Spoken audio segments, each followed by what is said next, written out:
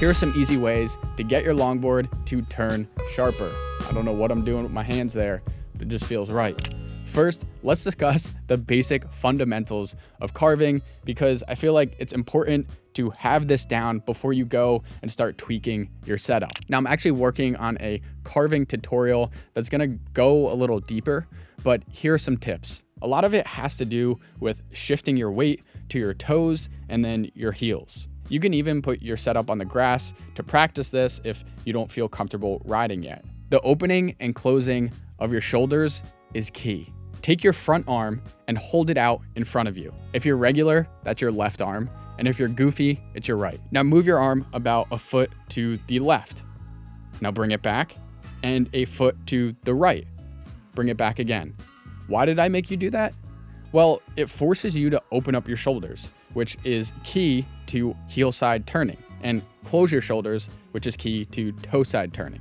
All right, that's all I'm gonna say about technique in this video, because it could make this go on and on. That's why I'm gonna do a separate video. Real quick, I just wanna mention that if you do make any of these tweaks, before you go out and ride again, make sure that you test for wheel bite. Okay, the first and most obvious thing to do is to loosen your trucks, which I'm sure you already thought of. Don't loosen them too much though, or you'll risk the nut falling off the kingpin and your trucks falling apart, and it's a wrap. But how do you know if they're too loose? Well, first, you want to make sure the kingpin is engaged with the nylock, that opaque plastic looking ring at the top of the nut. A good rule of thumb is to loosen it enough without allowing the top washer to move. Try spinning your top washer with your thumb and index finger.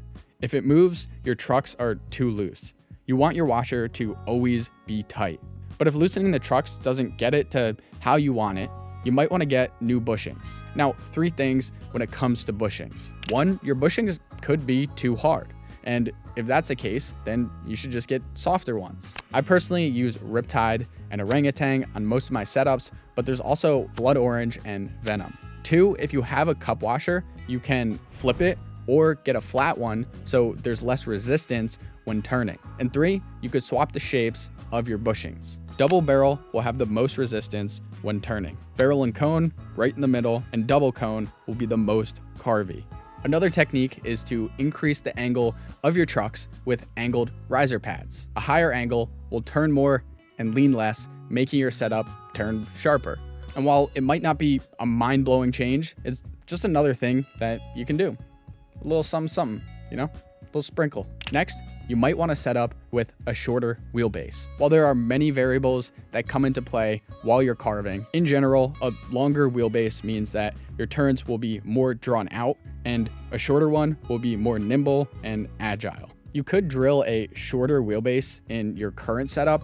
I just don't know how many of you actually want to do that. If you do, then this Chems wheelbase mod tool is helpful. If none of the above methods work how you want, well, it might be time for either a new setup or to swap to new trucks. If you really want something that's going to turn sharper, a lot more than probably your current setup, you should look into surf skates. They're so fun, like my favorite style to ride, but that's all I'm gonna say in this video. Personally, I think the most impact will come from loosening your trucks, although don't go too crazy, or swapping for softer, different shaped bushings.